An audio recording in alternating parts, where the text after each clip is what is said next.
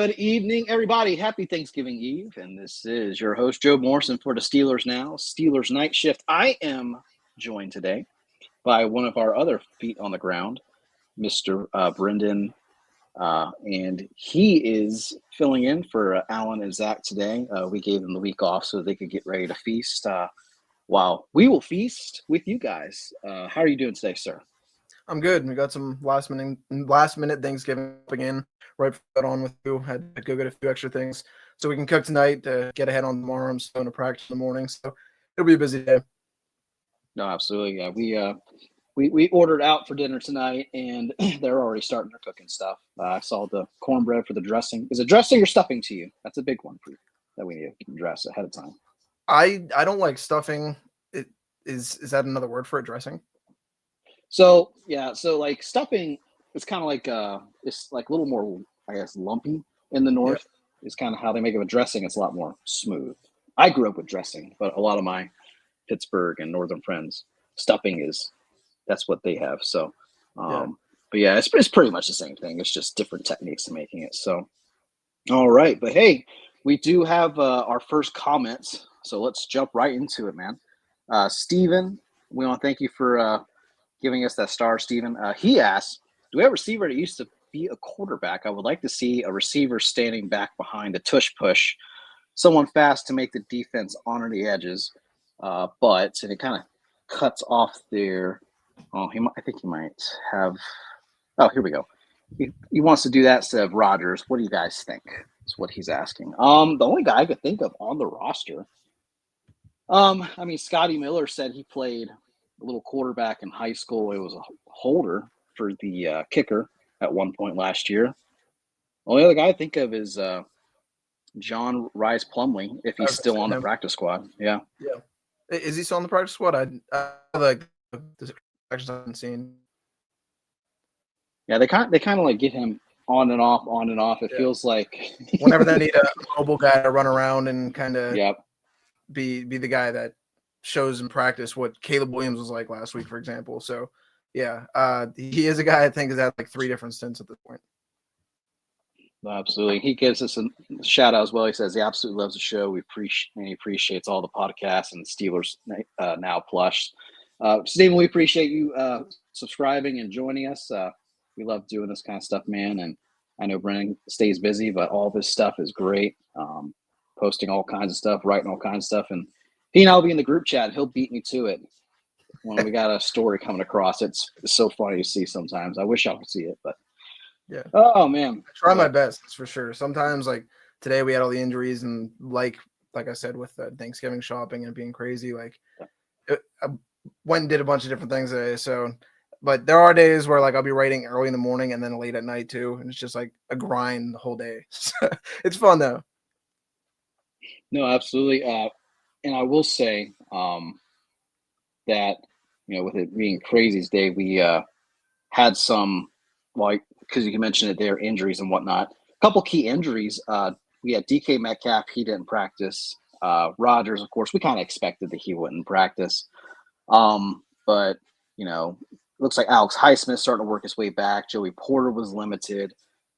Derek Harmon's out this week. That really is not very ideal against a quarterback like Josh Allen, where you got to really push that pocket and hope your edge guys do some work. What was your kind of, I guess, takeaway from the injury report?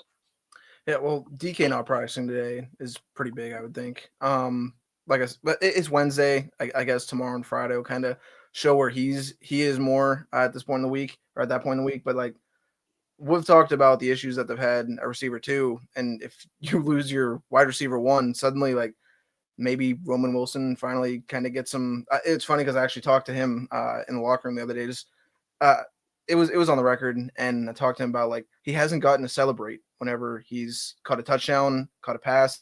Asked if he's thought about that, and he says it's something he thinks about, but he's not someone that like plans out celebrations or anything like that. So it's not that big of a deal to him. But yeah, if DK can't go on Sunday, that is a huge hit. I mean, he finished the game against the Bears.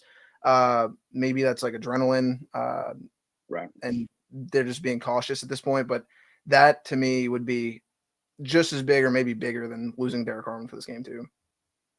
No, certainly. And I get that, a lot of folks are going to say, oh, we'll just bring up MVS. That's Marquez Valdez Scantling, who played with Aaron Rodgers for years. It's just, he hasn't been here that long, and I just don't think you can reasonably expect him to just come in and be basically wide receiver one. So I agree with you there. It would be huge to not have him.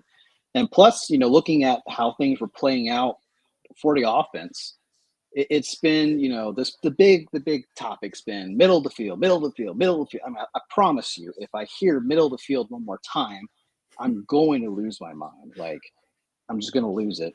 But it is the big topic. I get it. It seems to be a trend. People want to pin it specifically on Mike Tomlin.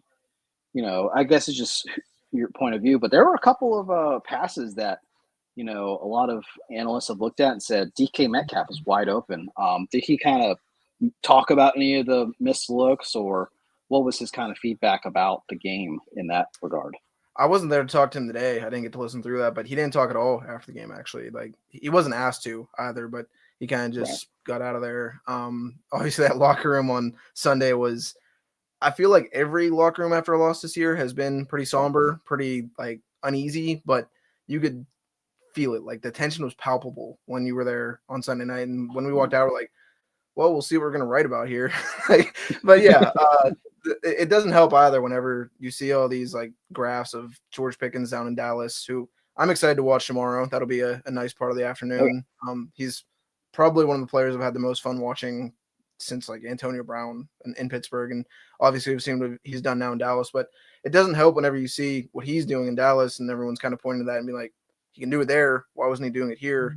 And I was listening to Alan talk about it the other night on the way back from Chicago. We were somewhere, I think, between like Youngstown and getting back to PA. And he was talking to Zach on the podcast the other day. And he's like, the whole middle of the field thing is overblown. And the reason that DK Metcalf isn't succeeding in the way that they kind of hoped is because it's kind of the same situation as George Pickens. And we knew that as soon as they traded George Pickens, that it was going to be something like that. It's just, I don't know if it's wishful thinking from the Steelers' part, from Mike Tomlin's part, from Arthur Smith's part, but yeah, this passing game, Jonnu Smith hasn't really panned out how they hoped. And in training camp, I was even someone that was like, man, maybe these three tight ends can kind of form together and be that receiver too. And they'll get passes. Like, I don't know. It just hasn't panned out though. No, and I get folks with the George Pickens thing. I mean, let's be real. Pickens is one of the most talented receivers that, I mean, by all accounts, in this generation receivers, one of the most talented receivers we'll probably see. I mean, unfortunately, and I get everyone wants to say they shouldn't have traded him away. Sometimes it's just not worth the headaches. And, like we talked about, I think it was last week on the night shift, it was on the Steelers Now Plus show. One of my closing thoughts was like, look, Pickens, talent as can be, but if you can't, get out of your own way and be your own worst enemy, it's just not going to work out. And right now in Dallas, I mean, they're keeping them happy. They're feeding them the ball. And for right now, I just don't think that's what Pittsburgh was just going to do, was just force them the ball. So Branson, Sloppy Seconds, still my favorite screen name that joins us every week. He says he's at the Jackets game, so he'll play us back today. We appreciate that, man. He says, who would you guys like the Steelers to pursue as defensive coordinator next season? I mentioned Matt Patricia if we can get him, but what are your opinions? I will let you start with that one. I'm an Ohio State fan, so Matt Patricia, it'd be cool if he stayed there. Kelly left after 1 year there. Like, he had obviously didn't go great in Las Vegas, but that's an interesting thought there. He was good as a defensive coordinator in the pros. We saw what he did to the Lions. Obviously, that wasn't that great.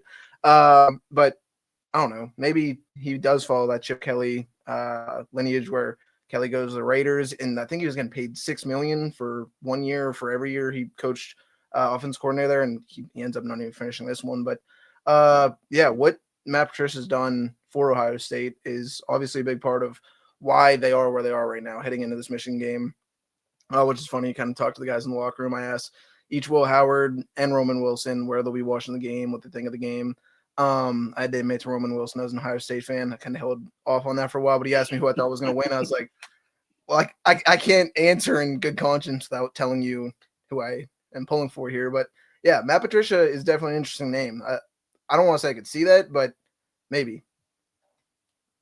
I think if the Steelers do go get a defensive coordinator, because I'm not sure if Terrell Austin's contract is up this year, but I mean, let's see, he was there 2022, so 1, 2, 3. I don't think he's going to have a 5-year contract. I mean, usually the coordinators are 3 years, so if it is a 4-year contract, this will be it. I wouldn't be surprised if he goes after someone who was a former head coach at some point. Um, the reason I say that is when he hires outside of the organization, granted, it's just been primarily with the offensive coordinator. He seems to like guys who used to be head coaches. I mean, think of Todd Haley when he got brought here. I know Dick LeBeau was already here, but I mean, he was a former head coach. So, there's that dynamic at play. And then you got Arthur Smith, last year after he got let go from Atlanta. I think that would be something to watch. I can't really think of anyone that stands out that's like a obvious Tomlin Steeler connection. He's not going to bring in Joe Woods. I can tell you that. James Harrison has thoughts on the defense this week, so maybe throw some in the ring there. I don't think he's going to bring in James Harrison, especially with the sound bites and the way things went down in 2017. So, but no, Branson, that's a great question. I'll have to really chew on that. Because I'm not gonna lie, I haven't really thought of it because we're still in this season. I haven't really thought about. It's not like when Matt Canada was fired in season. We were all like, "Whoa!" Because then at that point, it's like, okay, well, who's going to be the next OC? So it's a good question, though. All right, MS Pittsburgh. He says, "Here we go, Steeler Nation," and we appreciate you tuning in. Oh yeah, those are my favorite ones. Just give them a shout out. Father Abraham, Brendan, he is in Australia. He let us know that the other day. That's where he watches from. So that's why we love talking to people. They're all over the world. He says, do the Steelers have someone from the inside of the organization promote to DC if they move on from TA? Seems like they'll go in that direction. And I appreciate that mentioning there because kind of the follow-up to Branson's question. I guess the only guy that I could say I could see them is Carl Dunbar, but I don't think Carl Dunbar is really. I'll put it like this: I'm sure he's had opportunities before. I just don't know if he'd be interested in that aspect. He's a really good defensive line coach, and there are some coaches that, once they get a position coach, they just may want to stay with that position. But I mean, that's someone who I think of off the top of my head. Who do you think would be a candidate? I like the energy that Gerald Alexander brings, especially during practice. He seems like he's on 4 cups of coffee, a few energy drinks every day. He's a guy. He's the guy who comes to mind there. Other than he doesn't really have the full the cachet. He's been here. I know he was here before. He left to go to Las Vegas. He came back, but especially with how the secondary's played this year, I doubt that that's hey, the secondary hasn't done that great. How about we give you this job? I don't see that happening, but he is someone that I like the fire that he brings to practices because it makes him entertaining and it obviously gets his players going. No, certainly. There's just not any at least with Terrell Austin when Keith Butler retired, it made sense because he was a former defensive coordinator. And I will say, though Randy Fichtner didn't pan out, he made sense because he had been in the National Football League for so long to that point, had plenty of college experience as an OC as well. So that kind of made sense there. The Matt Canada one, I wanted to be optimistic about. But yeah, this is definitely one of those spots where at least before you could point to someone and say, this is where it makes sense. But in this case, even if Arthur Smith left, I mean, the only guy I could think of is maybe if they promote from within is Tom Arth, the quarterback's coach. So yeah, it's a good topic right there. Good back-to-back questions for sure. And while we're kind of talking about coaching connections, Sean McDermott used to coach with Mike Tomlin at William & Mary. That's who they have this week. Buffalo, we were kind of talking about injuries earlier. Brennan, I'm going to give you a pop quiz. What is Buffalo's all-time record in the city of Pittsburgh? How many games? 13. 13. Say 5-8. Not too far off. 3-10. So the most recent loss, of course, is the infamous Duck Hodges meltdown on Sunday Night Football in Color Rush. They were 8-5, and they had to just win one of those games. They could have gotten the postseason, but they dropped all three. With that being said, though, they're only 3-10, and a lot of the questions have been, how's Pittsburgh going to do? And I mean, granted, heavily going to be contingent on some of these injuries, like we talked about. What are your feelings on? So, let's kind of backtrack. The Colts game, I mentioned that. I said the Colts have only won 2 games since the merger in Pittsburgh, and everyone said, "No, Joe, you're crazy. Curses aren't real." Well, they won. And then with Chicago, everyone's like, well, they'll beat the Bears. I'm like, whoa, whoa, whoa. They've only won Chicago one time. No, Joe, you're crazy. Curses don't exist. It still happened. What are your thoughts on football curses?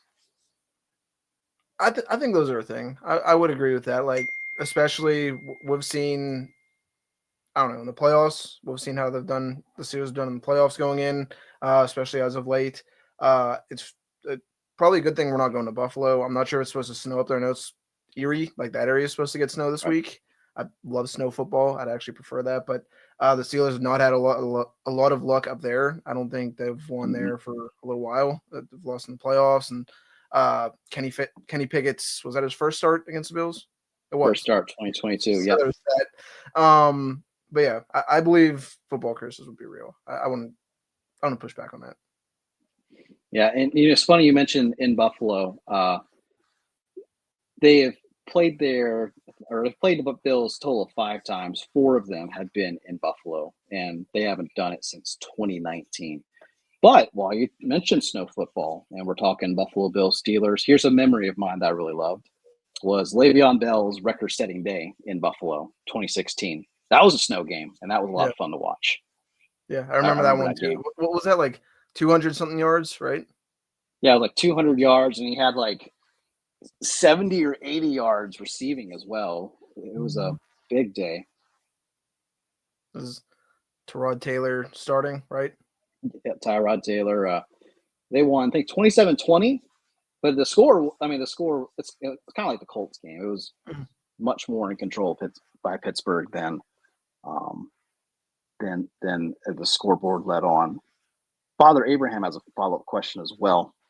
He says, just to follow up, would Tomlin take over play calling duties? If they fired TA in season, I would imagine it would be in 2023 when they fired a coordinator in season, which, full disclosure, I don't think they're going to fire TA this deep into the season. But hypothetically, I think it would be by collaboration for sure. This was a question even, I think, after one of the games recently where they lost and defense didn't do well. Someone asked in the press conference, I think on Thursday, to EA about does Tomlin have a say in the play? And he's a head coach. Of course he has a say in the plays. Right. But I could see him he's a defensive-minded coach. That's why everyone wonders how much of a hand he has in defense. And I don't know, they don't really peel back the layers too much and admit things. Like you saw Chris's question the other day just about scheme. He couldn't say anything about that. But he's in charge. I don't see how he couldn't have at least a large say. Like I said, I don't think, or like you said, I don't think Taylor Lawson's getting fired this late in the season. Doesn't really do much. Yeah, and to your point, he has full control over his team. If he wants to step in and say, hey, don't call this instead, he has that authority. I don't think that's what he does. One of the clips I like to think of is in 2017 at the home opener against the Vikings. The Steelers were faced with 4th and inches, and there was something related going on that got stopped, and the referees were talking to Tomlin, and Todd Haley was in his ears, hey, let's go for it. And I remember and Tomlin very vividly goes, relax. That to me shows it's his call. Like in a situation like that, he'll make the call and say, "Go for it," or something like that. So, but to say that he would just take something over completely like that, I just don't think that's what he would do. But there's going to be people who disagree. All Yeah. right, we have I one. wrote earlier this week, like about they've allowed 30 plus points 5 times now. I think Yep. six would mark the first. I think it's only happened twice since the merger. And the thing for this defense is it doesn't get any easier going forward. Like this week, I think Buffalo's number 5 in total offense or total scoring. We still got Detroit there on. They still got Detroit there on the schedule. The Ravens twice, and even though the Ravens are ranked 10th in scoring, Lamar Jackson's been out for a good bit. Derrick Henry hasn't seemed to be the Derrick Henry like that we've been used to seeing, and it seems. I mean, it's not like they've run roughshod every time. I think that playoff game last year cast a large shadow in that Right. series. Like it's been close, and then that happened, and even that was only a 14-point game, but it felt like, especially late in that game, it felt like it was like a 30, 40-point game. Like it was completely out of hand. Just like the feel of it, and I don't know. This defense is either really going to have to find itself in the next 3 to 4 weeks, or things are really going to get bad. So, I don't know if they find themselves and they kind of do well down the stretch, or in playoff spot, and maybe win or compete in a playoff game. Maybe we're talking about Taylor Lawson being here again next. Sorry, that's my dog. Next year too. There we go. No, absolutely. I have 2 little wiener dogs, and sometimes they'll make an appearance in the podcast as well. No, that's a great point. I do feel like the defense has improved. Like they don't look as lost. It's just the points got to come down for sure. But they're generating turnovers. They're keeping when the offense isn't pulling its weight. They're keeping them in it. So yeah, we'll definitely see how things go down the stretch. This is my son commenting from his mom's account. He says, "Will DK get over 1,000 yards, and how do we think the offense will do against the Bills?" I'll let you start on that since you were talking DK earlier. That's actually a figure that I was looking at last week before they played the Bears, whether he could get there. With like I said earlier, with the lack of contributions from across the board, basically in the receiving game, I don't think Calvin Austin or Roman Wilson are at 250 yards yet this season. I could be wrong about that. Right now, Kenneth Gainwell has the same amount of receptions as DK Metcalf does with 42, and I don't think I ever would have expected that. Or like if someone would have said that, I'd be like, that's crazy. Like we have these 3 tight ends that are solid. Like it's been cool seeing Darnell Washington step up, because that's what I kind of was hoping from him from the time they drafted him, because he's just fun to watch. Anytime he gets a ball in his hands, it's like, I don't know. I think one of his teammates said last week that's like lights, camera, action. So, Yes. yeah, I think he just barely gets there, and that also depends on whether he plays this week or not. Because if he doesn't, I think then he has to get like about 100 a game going forward. So, and I don't really see that happening. But if he can put together one big game, and he hasn't really blown up this season yet, which would like to see. But I don't know. That's a good question. I think he'll either fall just short of it or like barely crack that.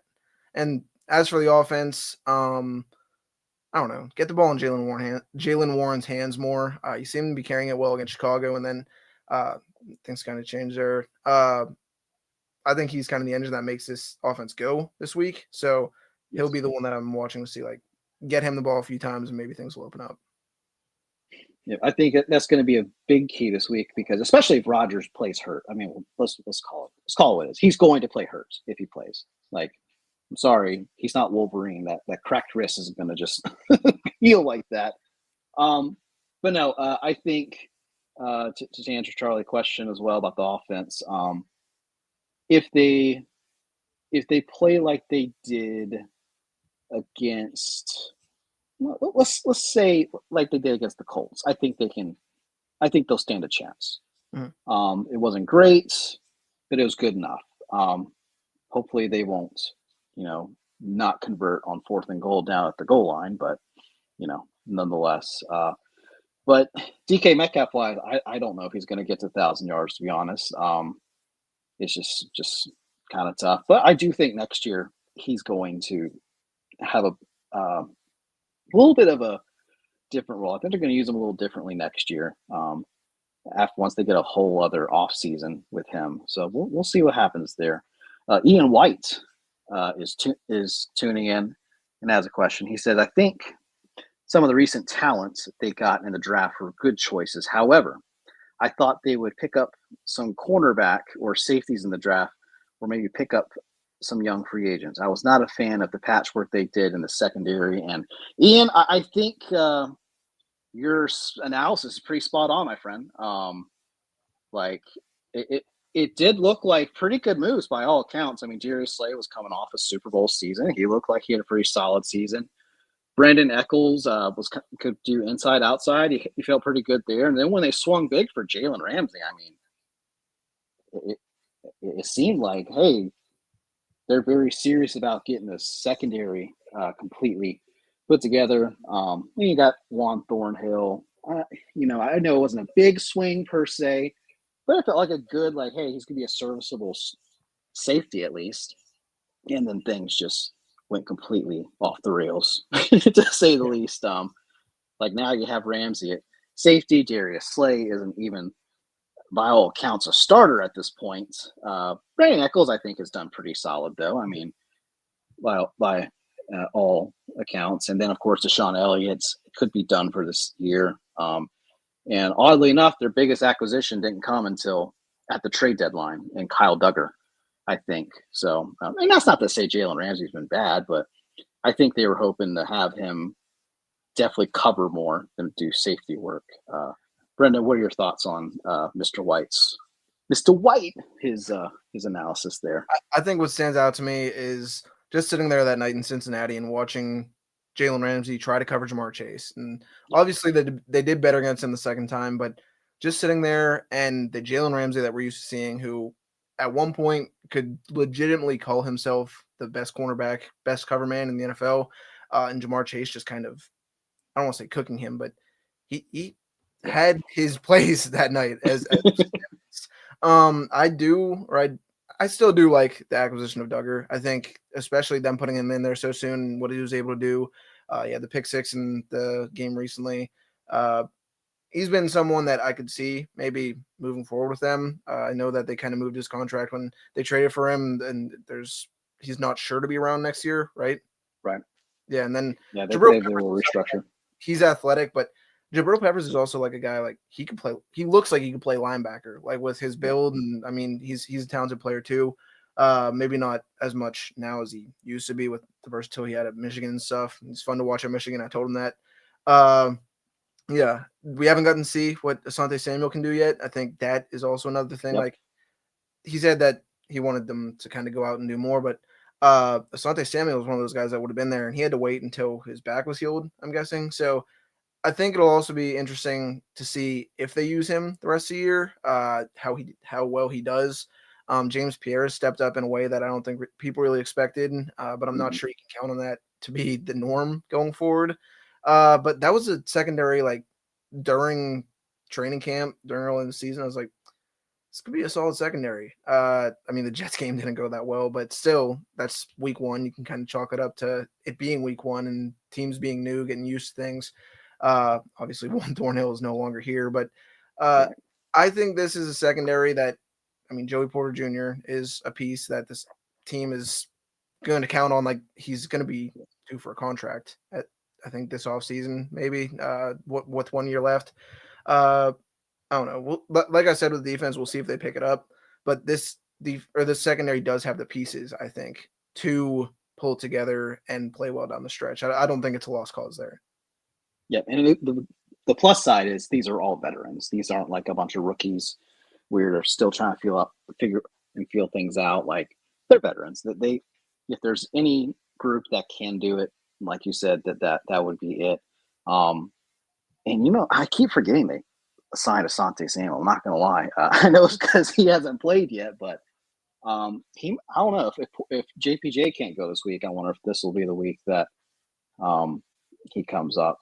And yeah, so I think we have one more question here, and then we're going to go to our final little tidbit. KRK 3978 is asking the big question that's on all of our minds. What would you rate the Steelers' chances of making the playoffs? Brendan, I'm going to let you go first because I have a little little a spiel to go with it. Well, NFL.com has them at 27%, which is the lowest of, I think, any team with at least 5 wins in the AFC. Second lowest in the NFL to the Carolina Panthers, who are 22%. That was when I looked last night. I think this game against the Bills is a huge one, just in terms of like they lose. It also depends on how the Ravens and the Bengals shake out tomorrow. With Burrow being back, you feel a little bit more confident in that team going up against the Ravens.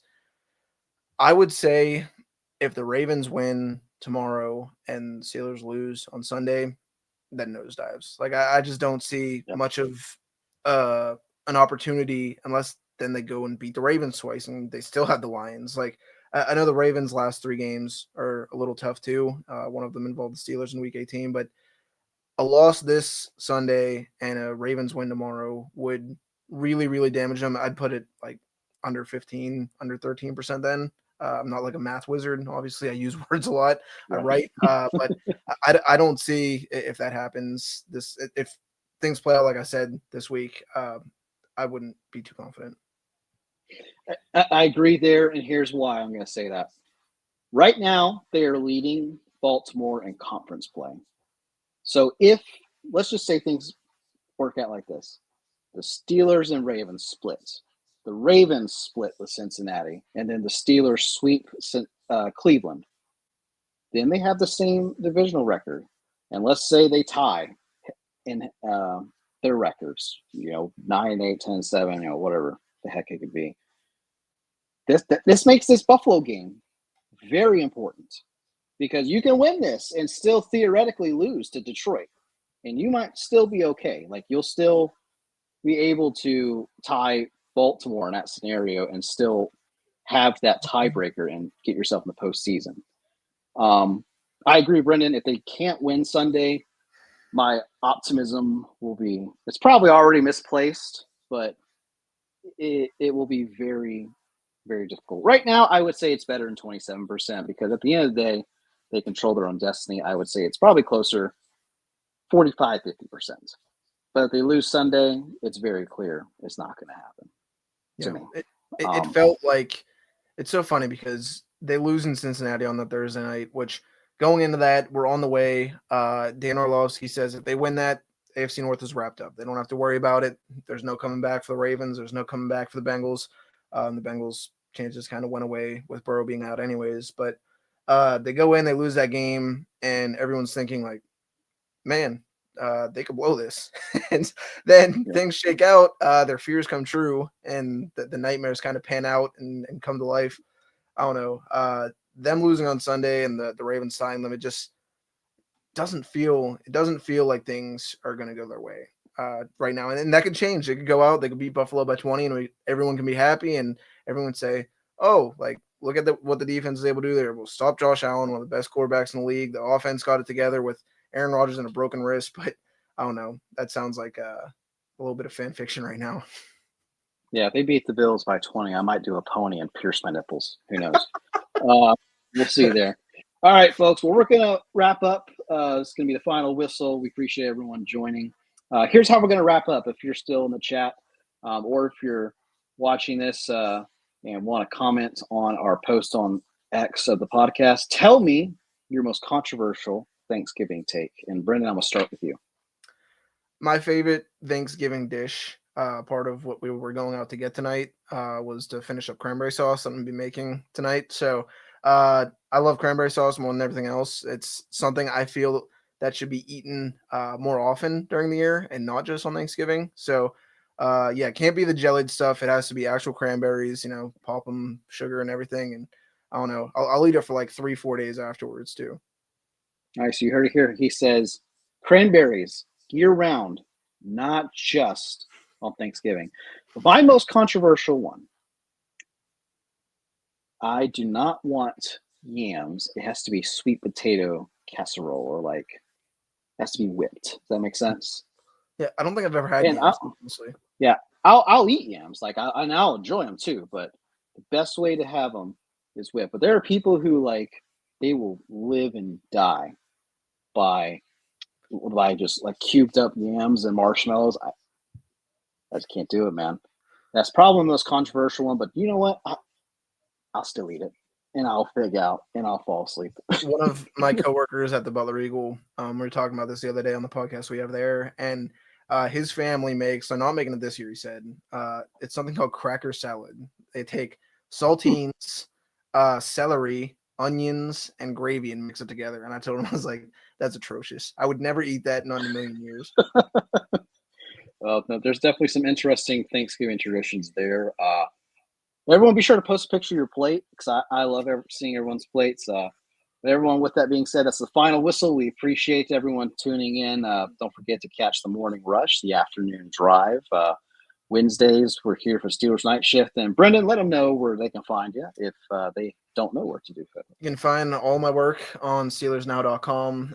My X handle is by Brendan Howe, BY Brendan Howe, kind of like a byline. A lot of stories written weekly, daily. I post videos from practice, post interviews from practice, that sort of thing. I mean, it's kind of passed already, but I was really proud of it and the work that kind of went into it. I wrote a story about DK Metcalf and his upbringing with his dad, who was a Bears player from 2002 to 2008. And I kind of spent, I think, 5 or 6 hours working on that after talking to his dad, his mom, and him. So really like that one. If you guys didn't get a chance to check that out, I suggest you do so. Absolutely. Yeah, it was definitely some good work there, man. And you guys can find me at JOBEY Football, at Joby Football on X. Find me also on SteelersNow.com. And appreciate everyone tuning in. Have a happy Thanksgiving. One last little thought here by Mike, hearing your salad there. He says, that's 100% a cracker salad. Everyone have a good night. We'll leave it at that.